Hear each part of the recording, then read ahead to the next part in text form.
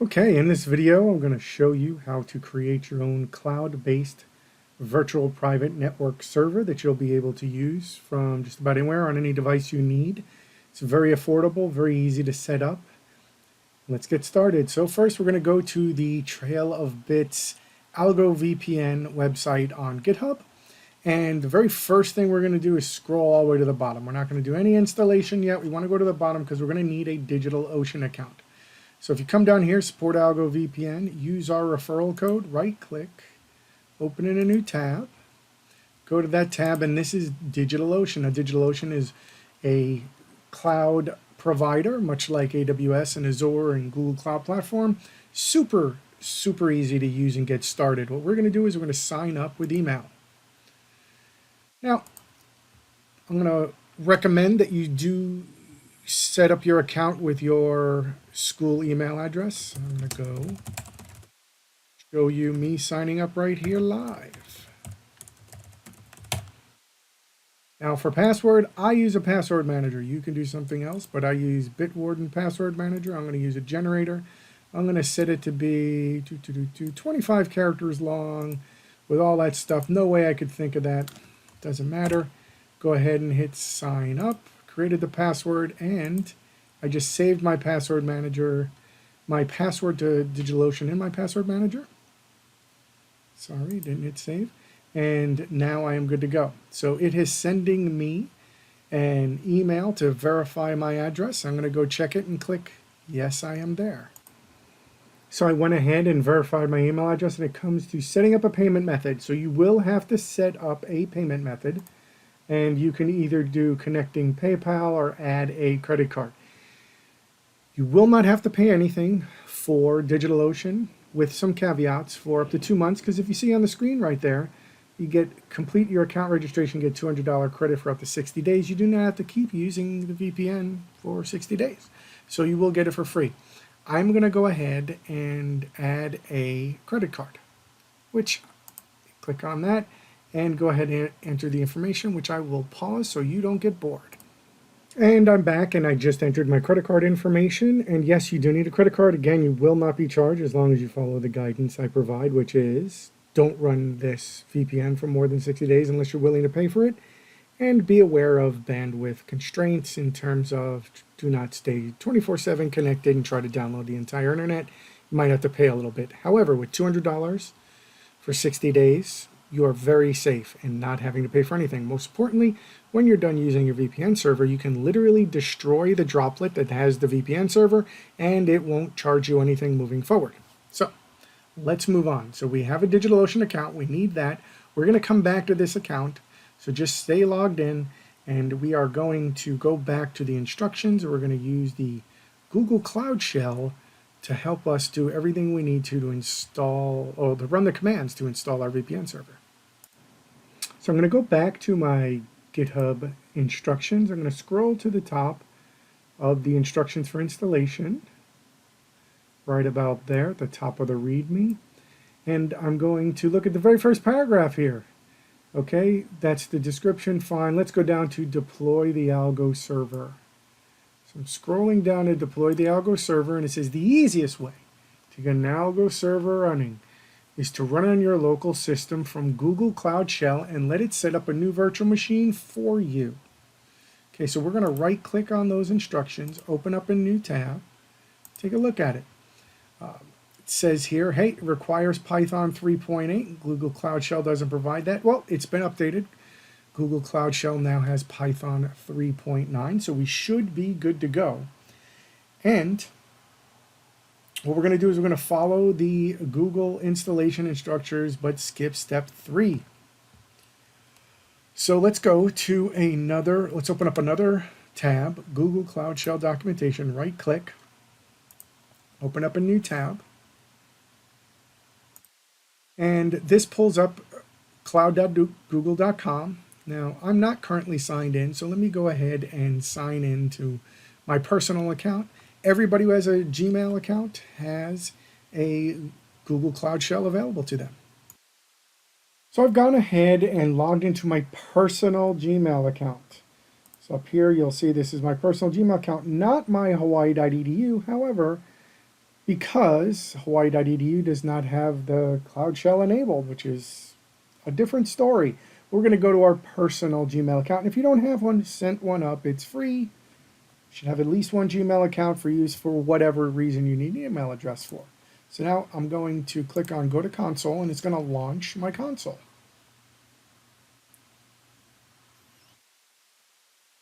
And what I'm going to do is I'm going to move up from the bottom down here. This is where my terminal is going to launch. It just takes a few seconds.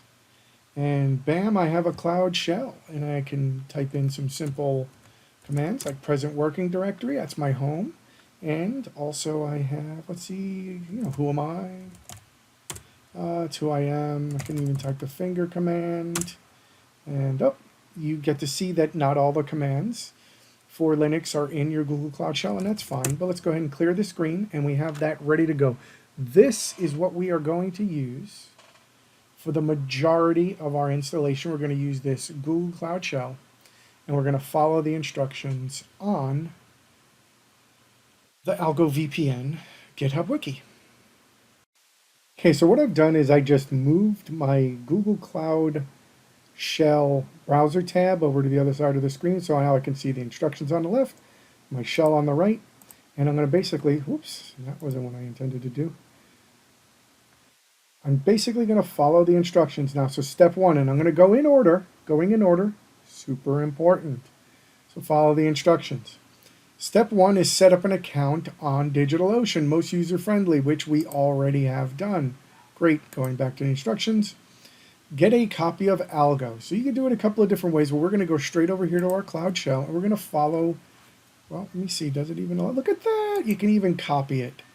You right click, you can paste, whoops,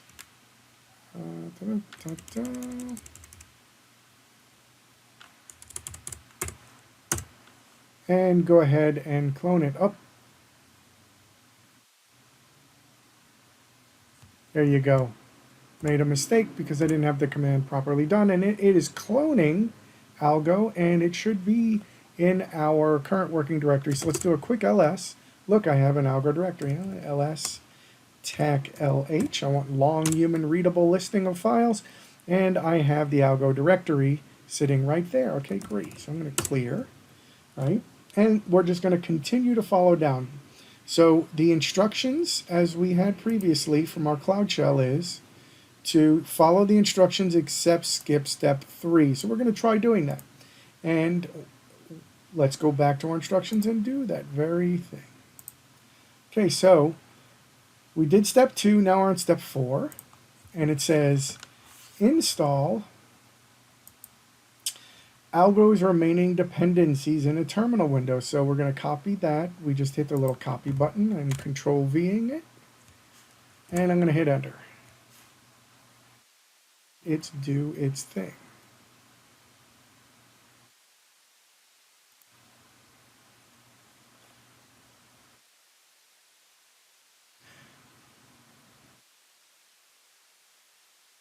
And I showed you this on purpose. Where is this? I don't want this shown anymore. There you go. Thank you. So did this on purpose. And basically what I did was didn't follow the instructions. This is why it's so important. So I just went straight from my, what directory am I in again? Oh yeah, let's just do that. I'm in my home and user account address, but what does it say here in the instructions? You need to run these commands from the Algo directory each time you download a copy. Okay, so we know that the Algo directory is there, so let's go change directory, Algo. Then pwd, look, we're in the Algo directory and clear that. Now, let's go ahead and paste those commands back in, and you'll see that it starts working so much better. And we have all that installation stuff going on. We're going to let this run. I'm going to be quiet until it's done.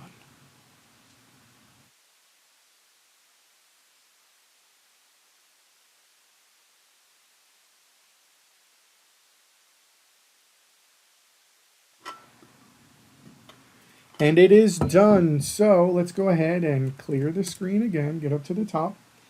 And I am done with my step 4. Now I'm going to step 5. And it says open the config config.cfg file and go ahead and create my users. So there's a number of different ways you can do this.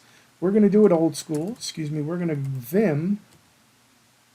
Well, let's go like this first. Let's go ahead and ls-tac lh, see what's in here, and find that file. So look, we have the config.cfg file. That's the file that we want to manipulate. So we're going to go down here. We're going to use the vim editor, and we're going to go config.cfg. Hit enter. Now, Vim is a very old text editor included in Unix and Linux. And the first thing we're going to do, we're going to use simple commands. So first we're going to hit I for insert. We're going to go down, and we're going to find out users. So I'm just going to go Sal phone, Sal laptop, Sal desktop. That's the names of the accounts we're going to use. Now, what I also want to do is I want to go down and change my WireGuard port number. So there's a couple of different thoughts on this. You can set it to 51820, that's fine, or you could set it to 443. Generally, I like to change it to 443, the same port as SSL TLS, but, well, let's go ahead and do it. I'm going to go here, and I'm going to type 443. Doesn't guarantee you will get into or past every firewall you deal with, because you're going to be using a lot of UDP for WireGuard. However, it might help you get through some of those firewalls you have when you're at certain places you're using open Wi-Fi that might block upper port UDP traffic. So I typed in the names of my users. I was very careful. I just took insert, moved my cursor over, typed what I wanted to, deleted what I wanted to, changed my WireGuard port number. Then I'm going to hit escape. And then I'm going to hit :WQ. So escape gets me out of inserting.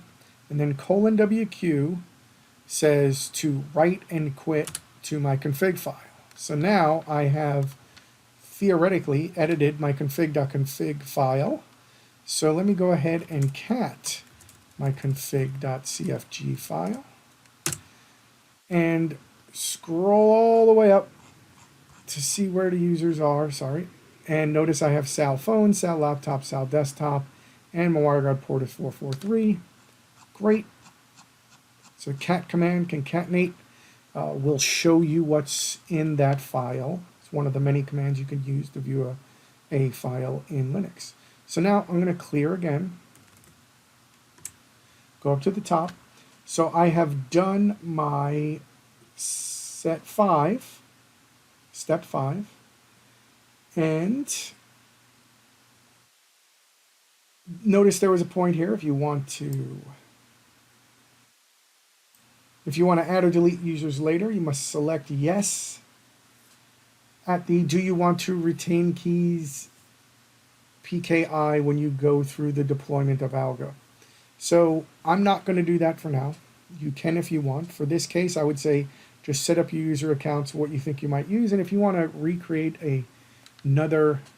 delete this droplet and recreate your AlgoVPN with different usernames, or be able to go in and change names later, you can go ahead and do that at a different time.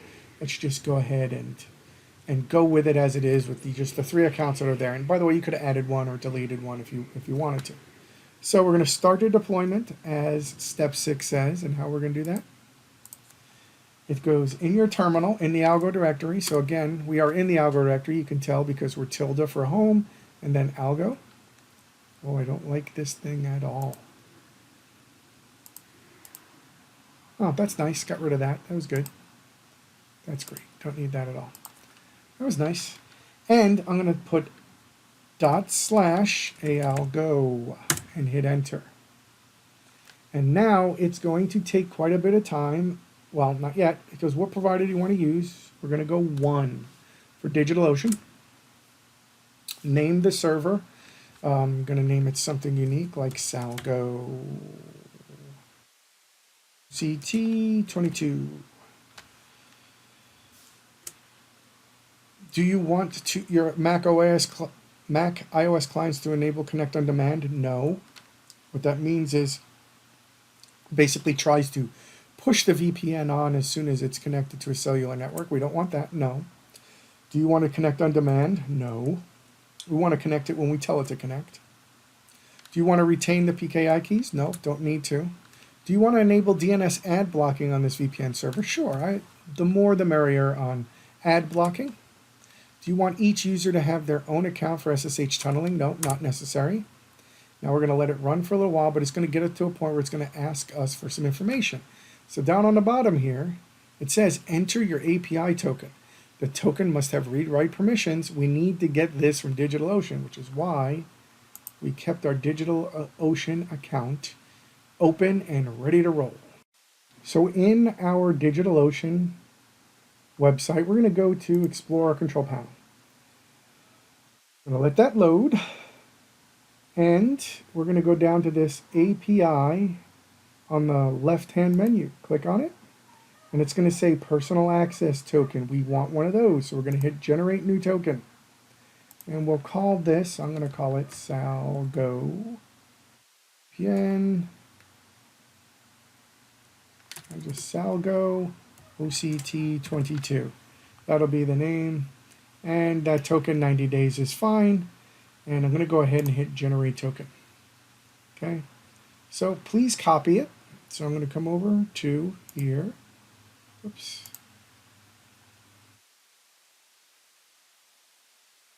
Copy. Hit the copy button. I'm going to come over to the Google Cloud Shell and hit a Control V. You're not going to see anything. Hit enter and hope it works out okay. And yes, it does. Now, what region should the server be located in? You want to pick something close to you, where you are, and depending on where you are, I'm going to go with San Francisco. Number 7. Okay, now if you pick Amsterdam, Bangalore, Frankfurt, London, that means you're connecting to a server that's in those countries. I want a server that's a little closer, San Francisco, just to make it quicker. So go ahead and hit 7, letting it run. So at this point, what I did was I sped up the video about 15 times speed just so you can see. You didn't have to wait 5.5 minutes. Now, one of the things you noticed was as soon as you see in your installation that a droplet has been created, I went ahead and clicked on DigitalOcean, and you'll notice that the droplet is now there.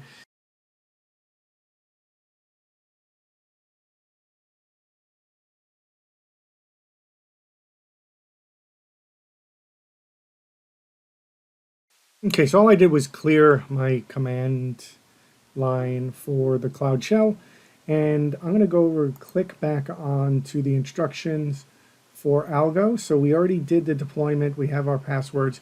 It's configure the VPN clients, okay? So here's one of the really super cool things about doing the Google Cloud Shell is we can come over while still in our Algo directory. Let's do a quick ls. Notice we have the configs file right there. That's the one I want. So I'm going to go over to the 3 little dots over here, more, and go download. And I'm going to type in Algo, because that's the directory that file is in.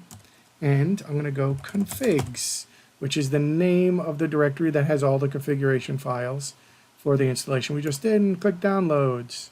And it is going to download to some location, most likely the downloads file. Let's go ahead and open the file up. Boom. So, where is this located? Downloads, there we go. So I'm going to go ahead and extract all. And you know what I'm going to do? ITM 431. Get rid of that. Got my configs file. And notice I have an IP address, which is the same one that we had when we created our droplet. So that's the IP address of the droplet for our VPN in the cloud.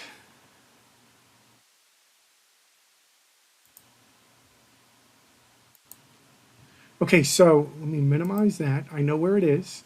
And I'm going to go back to my instructions, and I'm on a Windows machine right now, so I'm just going to go over here to Windows and go, Windows is, we're going to use the WireGuard client, so we have to install the WireGuard client. So let's go ahead and right-click, install WireGuard, and we're going to download the Windows installer. And I'm going to go ahead and install WireGuard. Okay. Goes through the installation, and now I have my WireGuard application over here. So let's do some things. Let's go to what's my IP. Whoops. I'm going to go to what'smyip.com, okay? Just because I want to show you this, the information that's available. When you go to what'smyip.com, you get to see IP address, location, stuff like that. So I'm going to add a tunnel because right now I'm not in a VPN. I'm going to go to my configs, and I'm going to go to WireGuard. I'm going to go to Sal Desktop, open it up, and I'm going to activate it. Boom. Okay, now see how insanely fast that was. And notice my endpoint is now over here, 143. Don't worry about that connection being lost. So currently my IP address, or beforehand, was 72.234.240.24. We go ahead and refresh. And now, look, my IP address is 143.198. I'm in Santa Clara, California. Okay, so there you go. I now have my VPN installed on my desktop. It's ready to go. I'm going to go ahead and deactivate it. If I don't need the VPN, why run it? Go ahead and deactivate. Actually, you know what? Sorry. Go back and activate. And come over here to Google. I'm going to do a speed test. Run a speed test. Wow, that's fast. Great connection right now. And I am connected on my VPN with over, this is from my house, over 150 megabits per second. Really, really good connection. So it doesn't have a whole lot of overhead, and I have a great upload speed. Outstanding. Right now, I'm going to deactivate. I'm going to run a speed test again and see how that gets me.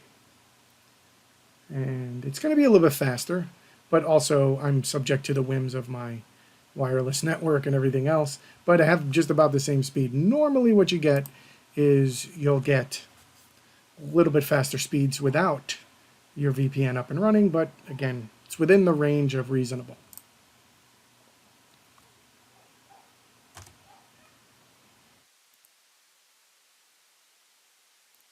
Okay, real quick, let's go back to our instructions.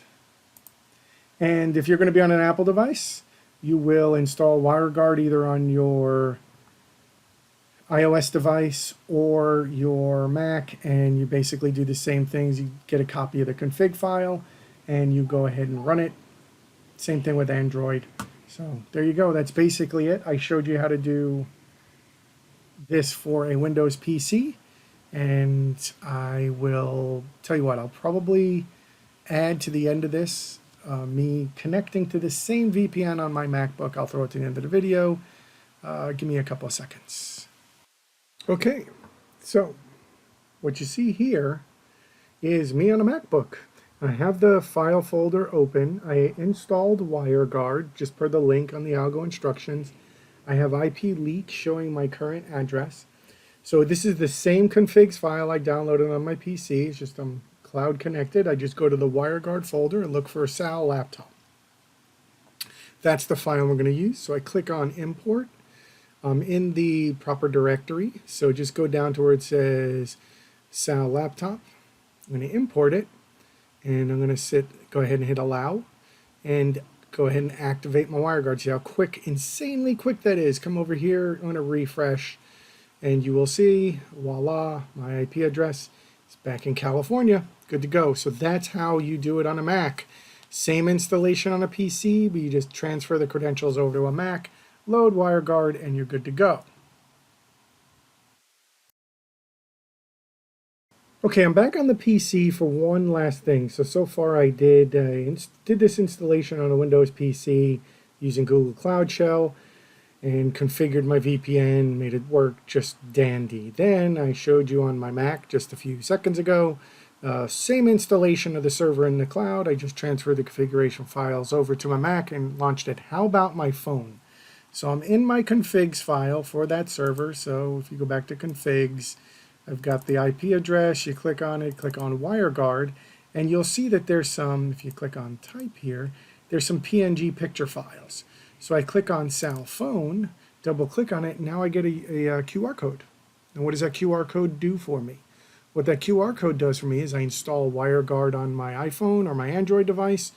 And when I click to create a tunnel, I just take a picture of that on my screen. It'll transfer the information, and I now have WireGuard functional on my iPhone. So we went through everything: installing the server in the cloud, installing on a Windows PC, showing you what it looks like on a Mac, and showing you this PNG file to get it up and running on your phone, and that's it. You now have a VPN. Use it when you want to. Okay, last thing, you installed the VPN, got it to work, figured out, took your snapshots or whatever you want to do to prove that you did your VPN. And what I want to do is now I don't want to have this VPN server anymore. So I'm going to go back to my DigitalOcean account and go over to my droplet. Now, if you are done with this VPN, and you saw it takes about maximum 15 minutes to set up your own VPN server in the cloud, but let's say you don't want to have this thing available all the time, you just want to spin it up whenever you want to, and you no longer want it because you don't want to spend $5 a month on this droplet. So here's what we're going to do. We're going to come over here and we're going to destroy the droplet. It's going to say, do you really want to destroy this droplet? You're going to say, yes, I want to destroy this droplet. You got to enter the name and then destroy.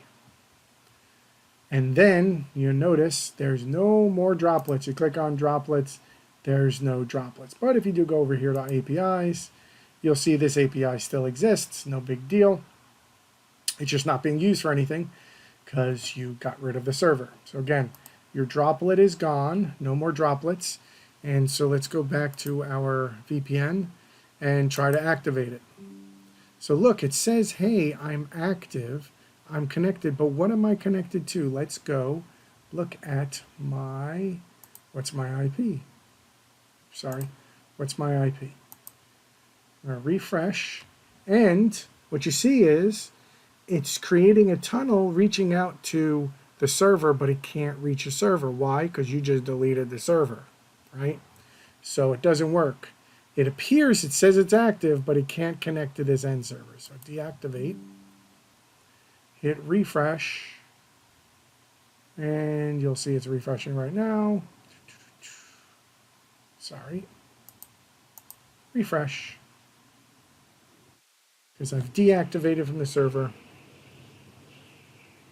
and I'm back in Honolulu. So, there you go. Just wanted to show you that. Deleting the droplet will make sure you don't get charged. Now, finally, aloha means goodbye.